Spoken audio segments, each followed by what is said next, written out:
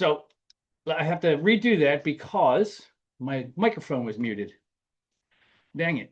Anyway, so I started with the half the year's gone already, and what did we accomplish or not accomplish? So put something in the chat area that says something that you wish you could have accomplished by now, and you have not. And what was that and why? Was it because you were discouraged? Was it due to the environment that you were stuck in? You know, figure it out. You put it in there at your convenience, no rush. And what I would suggest is, as we focus on today, it's going to be about discouragement. And, you know, the irony to this particular thing, and it kicked off because I have a buddy, he sends me these texts every day. And we're going to go into a little bit of the spiritual pillar, which is a very broad aspect. So, just a little bit of background. I was raised Catholic, went to a preparatory seminary for high school. And that's how I got lucky enough to get educated and gave me the gifts that I have now with my intelligence. And I say that term lightly because it's a lifetime of experience with so many different things and being so diverse as I fidget. I'm sorry, my back's been bugging me, so I gotta move around. But this key one today, through the pillar of being, your spirituality, your connection, your meditation, your journaling, discernment, and all that stuff. And the one thing that you have not accomplished this year so far that you wanted to accomplish may have been because of discouragement. And if you look in the chat, I'm going to redirect. It says the symptoms of discouragement, and it's based off of a Bible verse. There's danger in discouragement, but with God's strength, we can overcome it. Now, I'm not going to hide who I am and where I am with my religion. We've gone through this multiple times in various different videos, specifically within my shadow work, which is in the trauma awareness chapter, which is unbelievable. And what that means is one of the most dangerous things that you can, as a human being, deal with is discouragement, because it knocks you down, especially when it takes hold. And what I had started to explain earlier was that we all know that I went on my retreat with a group of people back in May, and I'm finally getting out of this funk. But what I realized was, on the ride home, after being on that euphoric high for so long, it was 4 days long, and everybody's rah rah, sis boom bah. Just outside Orlando, I was driving and it hit me, and it was just like, holy crap, I got nobody to go back to. Empty house, just me alone, trying to figure out this business and all this other good stuff. And then the weight of the self-doubt, and why am I here? What are my goals? What's my future? Why can't I find somebody? All of this discouraging shit that I personally deal with, on top of a whole bunch of other truckload of things and stuff. But I say that because, as a human being, we all go through discouragement. It doesn't matter what it is. You don't get that raise that you wanted, or you get a shitty review, or one of your neighbors is complaining about your dog barking at night or something like that. It's discouraging.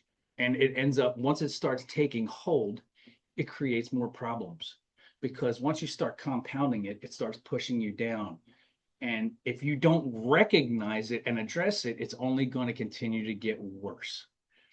And one of the key sentences in a divided mind is often the first sign, which means you can't focus. You can't zero in on that one specific topic, and it's a constant distraction. Well, not only are you distracted because of that one item, now you're distracted because of something else that popped up, or this one popped up, or this one popped up. It's just, again, it compounds, and then it clouds all of your decision-making capabilities. The things that you need to get done, you're not focusing on, because squirrel, and you're not you can't figure out what's causing it, but you have not addressed the immediate, most important discouraging item. And it puts a cloud over you. And, brain fog, whatever you want to call it. But it creates problems. It's a lot of pain, a lot of struggle. And then sometimes what you'll end up doing is you'll end up settling for things that aren't the result that you want.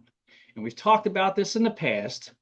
When you have that obstacle, i.e., discouragement, you need to address it head on. If you do not address it head on and go through the obstacle, it'll never be resolved. It's called an open loop. And when you have those open loops, you keep coming back to the same spot. What's the definition of insanity? Doing the same exact thing, thinking you're going to get a different result. Plain and simple.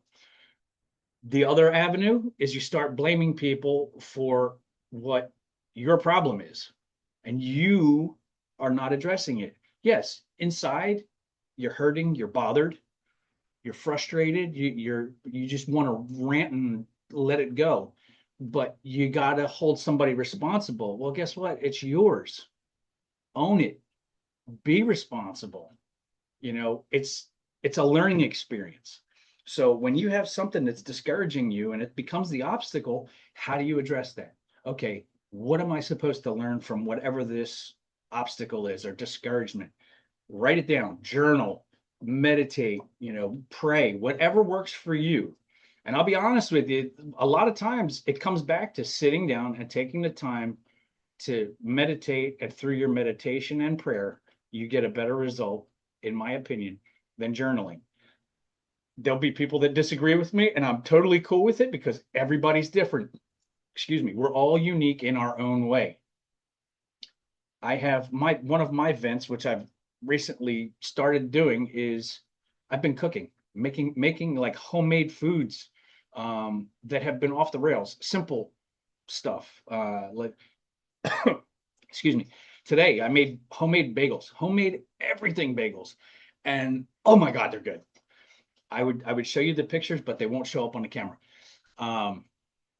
But anyway, so that's one of my ways of figuring out how to get past some of my discouragements, because most of my background as a mechanic, I needed to have a result on a task that I was doing. So it has become ingrained in me that instant gratification encourages you. Well, that's how my brain's been wired for a very long time. Well, now after doing the cyber planning stuff, that is so discouraging because you get to a certain point. One, technology moves at the speed of light, literally. Access to specific thing, you don't have it anymore, or a product has changed and you can't do what you had planned on doing 6 months ago. And I did that for the better part of 8 years. And it's just like, oh my God, I'm done. I'm frustrated with this. I have no return on my investment, which is huge. So that discouragement facilitated my retirement. In the same breath, I have one of my buddies who was saying that he was waiting till next year. Well, after me retiring, he started his own business. Well, he had already been going, but he has advanced his business so much that he's retiring now this September, not the following. So good on him. And hey, maybe if I was part of that impetus, that gave that encouragement, awesome, fantastic. And that's, we're not blaming each other for anything other than the successes, right? So to get back to the conversation, you tend to point and blame, but you have to own it. You need to make the decision to address the obstacle or the discouragement. If you don't shift the blame back to yourself, you're never going to heal from whatever that open loop problem is. You need to figure out what the learning is. And it sounds redundant. We've gone over a bunch of times. And if you cannot close that loop, you stay stuck and you keep staying there. Well, guess what? That starts to piss you off. And then you start getting angry. And then you start saying nasty things in return, which affects, first and foremost, your body. Obviously, your being, your meditation, your spirituality, balance, which is your relationships and communication, right? It could affect your business, trigger your PTSD and your trauma awareness. And guess what? Then you start drinking and spending and wasting money on dumb shit. Okay. So that's all 6 pillars because of one thing. Why? Figure it out, address it, learn from it, figure out what it is that you need to learn from that specific event that's discouraging you.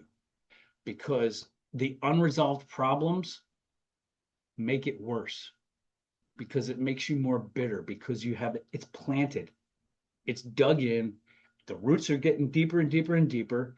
And then what happens is you start getting freaking heartburn. Next thing you know, you have digestive issues on top of that. Your heart rate changes, your blood pressure, all the crap that goes along with it. Again, back to pillar number 1, your body, right?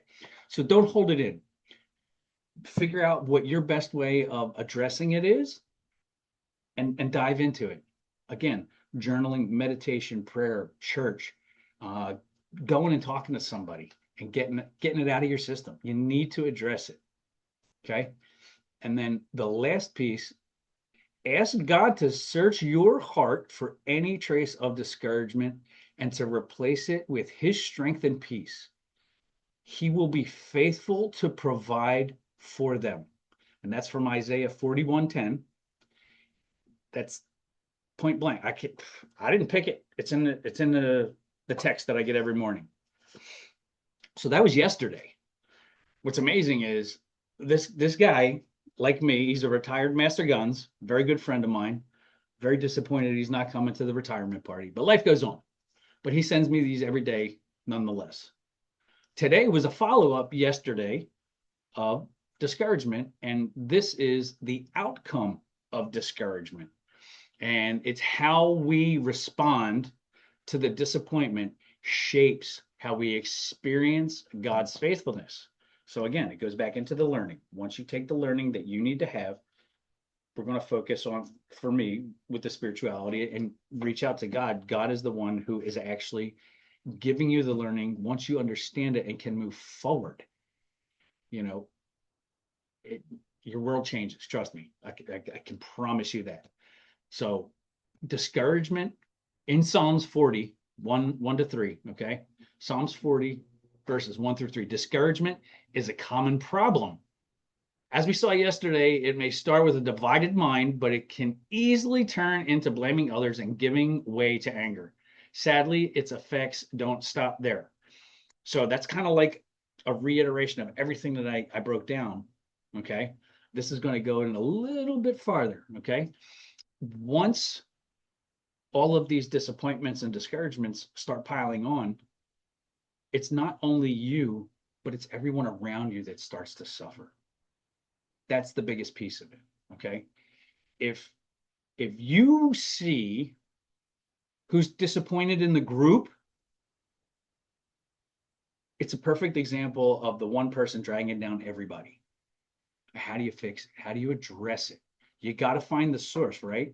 Sometimes we separate ourselves to get out of the situation, but we're all part of the same team. It's all part of the community. We got to help each other out. That's why when we deal with service members, Mission 22 suicides every day. From my understanding with one of my connections, they said that we're down to 17 or 18, which would be fantastic. But we don't get enough information about it on a daily basis,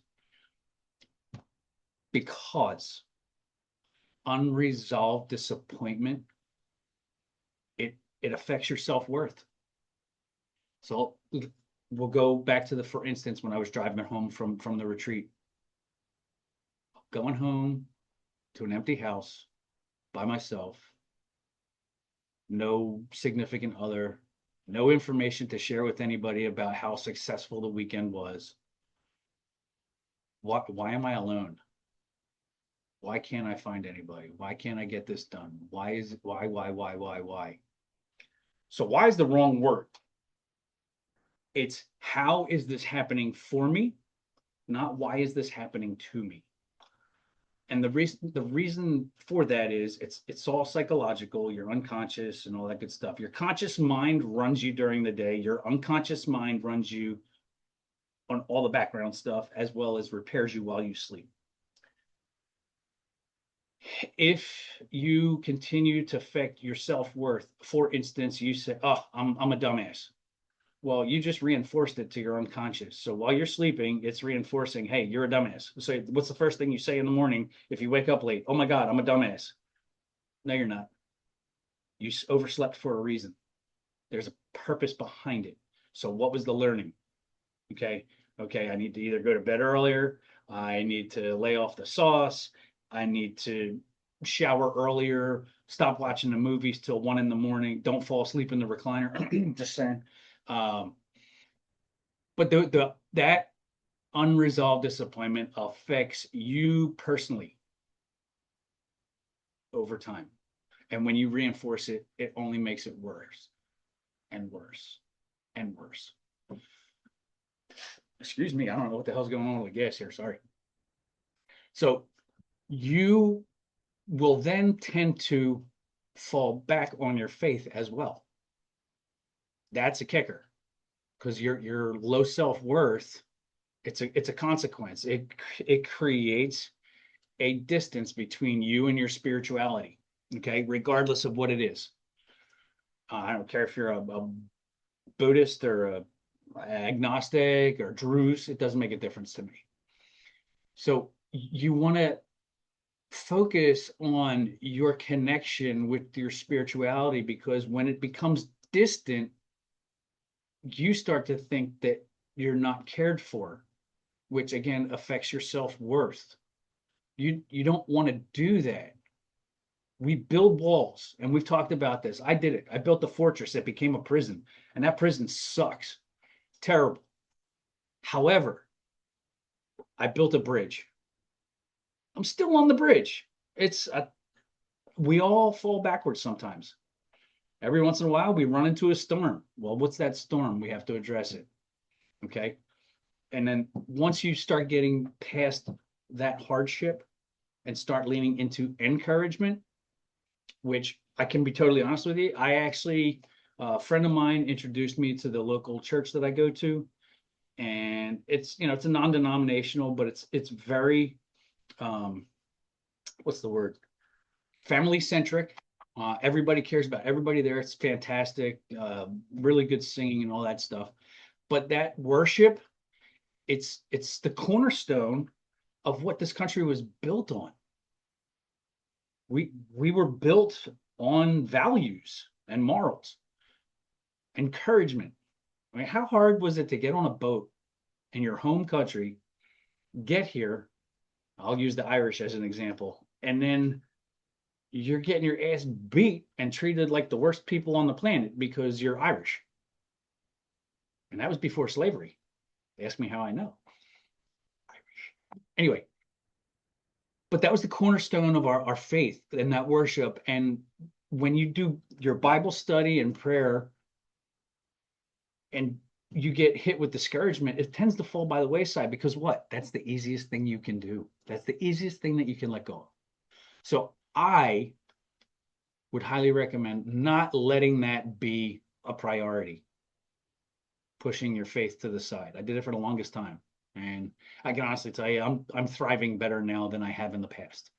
So don't let those disappointments hold you back. Any discouragement, address it right away.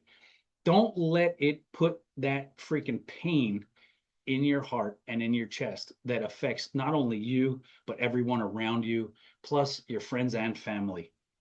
That is huge. And you need to take yourself and lift yourself out. That's funny I say that as I'm reading my notes. Psalm 40, verse 2 offers a beautiful reminder that the Heavenly Father can lift you out of your difficult places and set your feet on solid ground.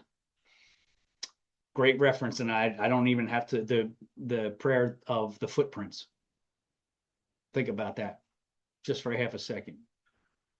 Why is it whenever I'm running through hardships and I turn around and I see there's only one set of footprints? Because I was carrying you. There's my mic drop. I don't think I could do any better than that today. I just, that one hit home pretty hard. So when you're feeling discouraged, lean into it, lean into your prayer, your spiritual significant other. Just sit back and focus on what it is that's holding you down and address it. What is the learning that I need to have for this specific event, discouragement, obstacle, whatever it is? Even to include finances, because most of the time that's usually what the problem is somebody doesn't know how to figure out their finances.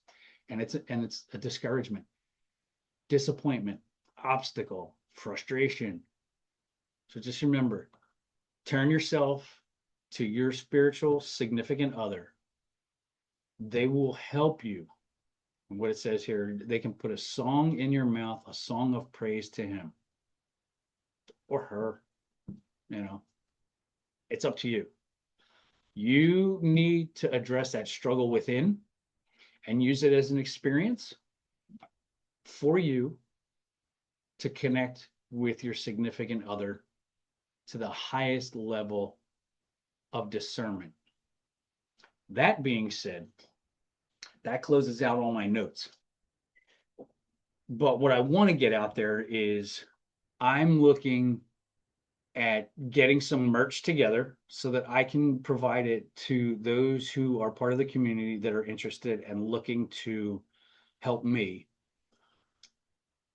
promote the business, because my voice is only so big and I need help getting the word out because it's going to be very important.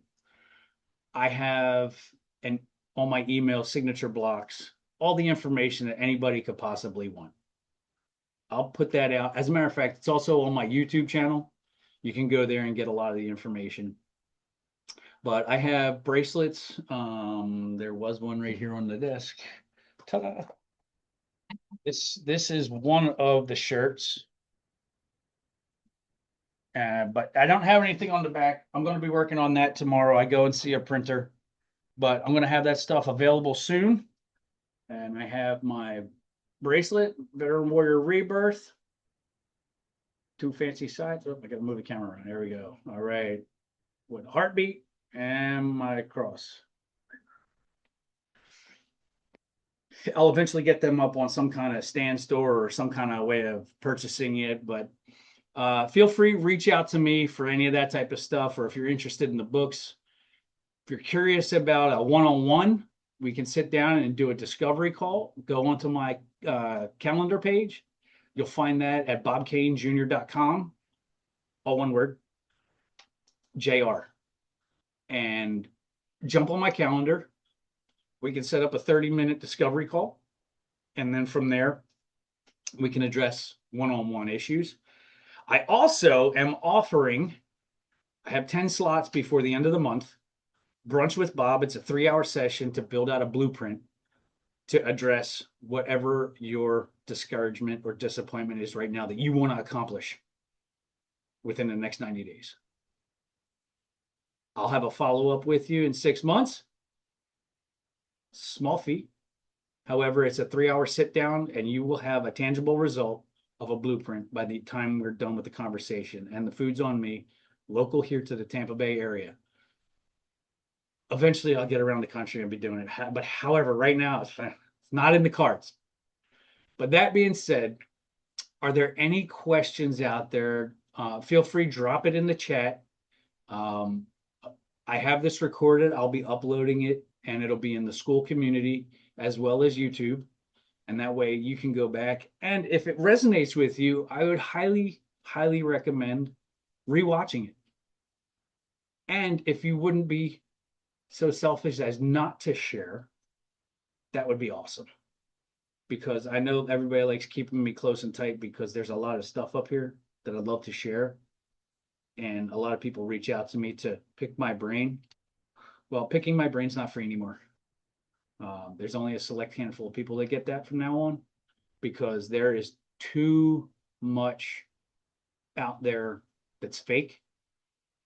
I am genuine and I will always provide you with the best information, find more information so that you can be successful. I'm not looking for me to be successful. That's on me. But I want you to be successful. And you have to lean into that and get rid of all of the things that hold you back. Because I'm still working on mine. And hey, it ain't easy. But guess what? Still taking one step at a time and moving forward with my 1% every day.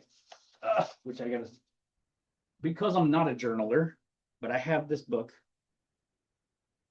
I don't know, it doesn't want to talk today. Anyway, it says it's the 1% diary. So I mentioned that last week because it was something that resonated. And if you were on here, you probably remember that. Any questions? Drop it in the chat. Sweet. All right. Well, I'm not going to waste any more of your time. I appreciate dialing in. Have a great night. Enjoy the rest of your week. And feel free to shoot me a text or an email. Reach out to me if you got any questions or need any help with anything. I'll be more than happy to help you. We'll set up a discovery call. Take care. Have a great night and enjoy your week.